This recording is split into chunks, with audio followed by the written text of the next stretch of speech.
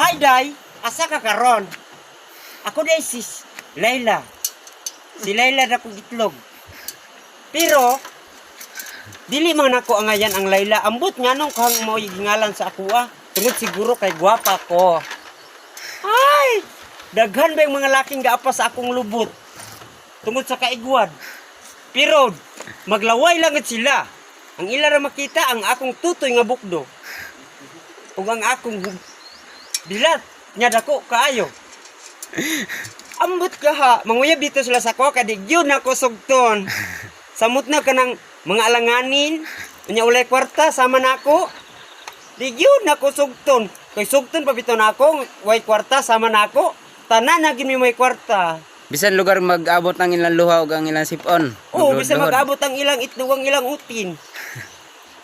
Dili gina ko sila sugton day. Og mora to. Ay! Ito na.